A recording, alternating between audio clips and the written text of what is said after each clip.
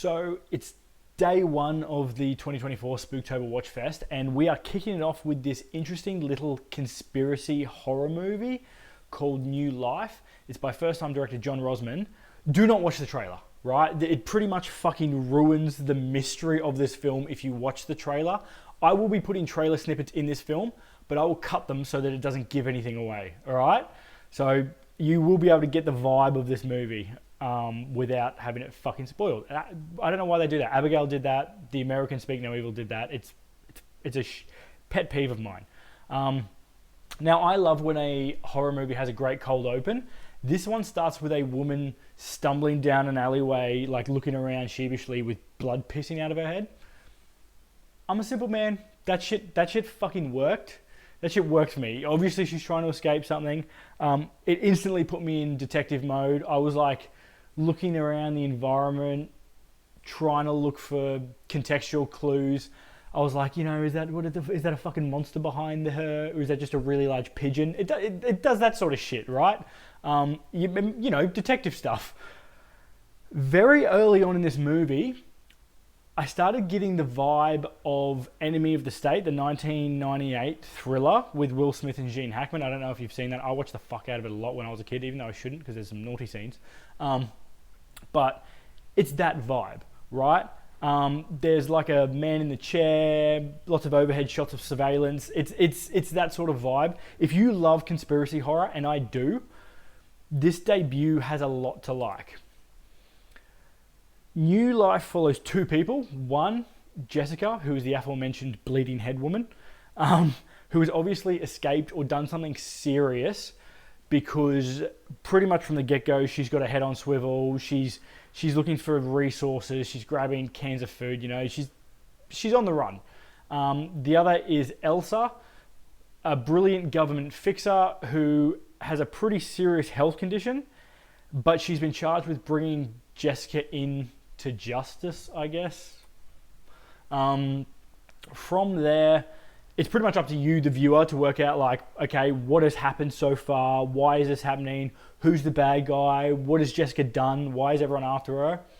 And it does that very well.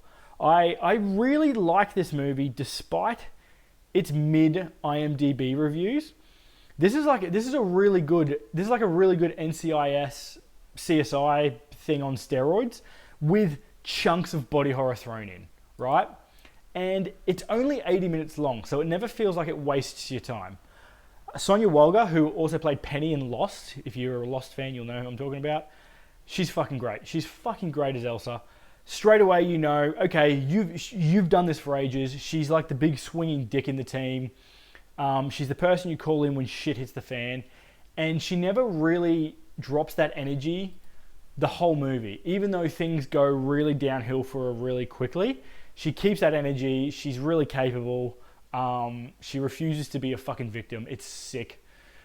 Haley Erin too as Jessica. She's really good. Although I haven't seen her in much, her IMDb told me that she's been in episodes of NCIS and CSI, and I was like, yeah, you nailed the fugitive role. She fucking nails the fugitive role. She's really good. So, well done to that.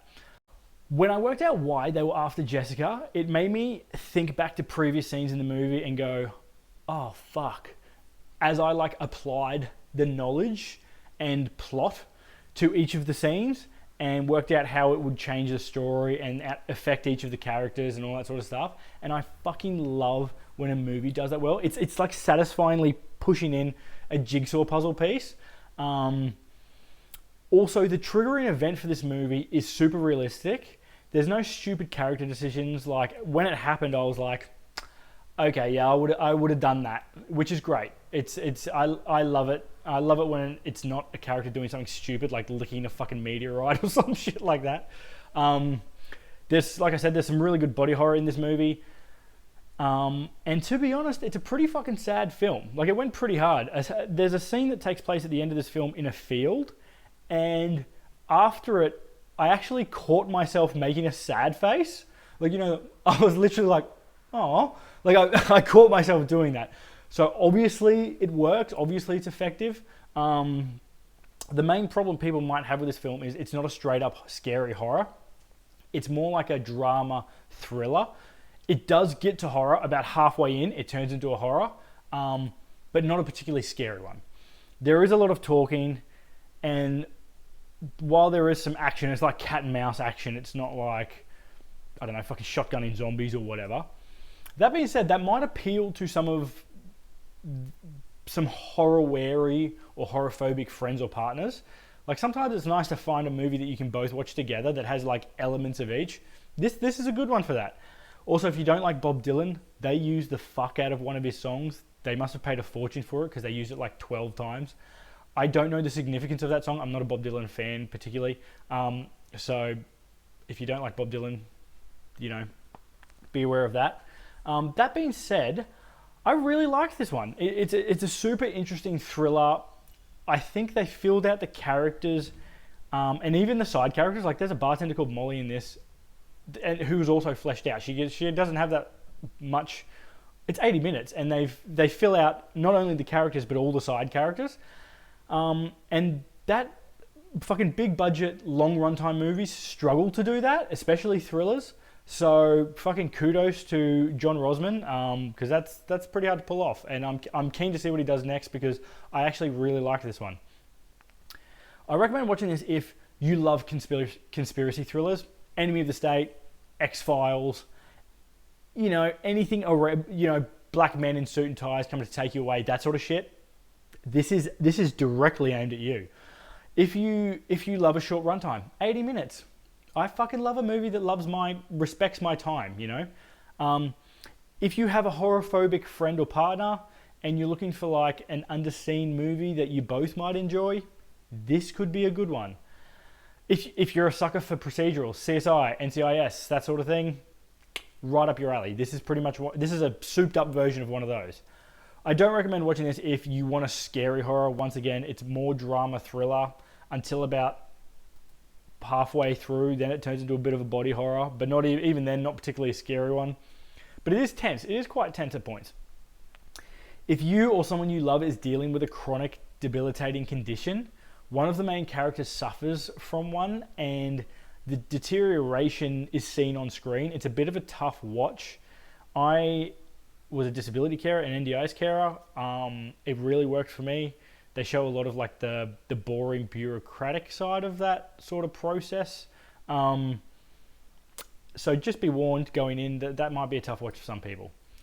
If you have seen this movie, let me know, because like I don't see a lot of fanfare about it. I thought it was pretty good. Is there any other conspiracy horrors I should check out? What are your favorites? Like I'm always up for it. I'm always up for a conspiracy horror, even though I'm not really a conspiracy theorist in real life, although I fucking love a cryptid. If you like this movie but you want something scarier, check out The Empty Man, 2020. It's one of the most underrated horror films ever. I love it. I only saw it recently. It's got a scary as hell opening sequence too, and there's a shit ton of mystery. It follows a retired cop who is tracking down his neighbor's missing kid, and he just keeps following thread after thread, and they just get fucking weirder. They just get weirder and weirder. It's part cop show, part urban legend, and it's really fucking creepy. It's got some truly, truly terrifying imagery. There's a scene at a summer camp. Oof. It's really good, The Empty Man. Another pick is the 2020 film Block Island Sound. Like this movie, it captures the what the fuck is happening feeling. Like it starts off with lots of questions and no answers, right? It's about siblings who return to their home in Block Island as their dad goes missing out at sea. And up until he goes missing, he's been acting really strange and he's been doing weird shit. So once he goes missing, they come back home to try and work out what's going on. I'm not going to give you the spoiler, but it's fucking good. You're kept in the dark for most of the film, and there's a lot of family drama, but when the reveal happens, it's so worth it, and it's so fucking unsettling. I wouldn't recommend it for anyone who's got misophonia, because there's some really gross sounds in it, but it's a really good movie. Block Island Sound, highly, highly recommend. As always, thanks for watching, and remember, this is just the start of Spooktober, so if you do want to follow along, hit the subscribe button, hit the bell. That's the easiest way to follow along. Tomorrow I'm going to be covering the 2023 Filipino fantasy horror In My Mother's Skin. I'm hoping it's fucking good. It looks pretty good, but get on that if you want to follow along. Other than that, Peace.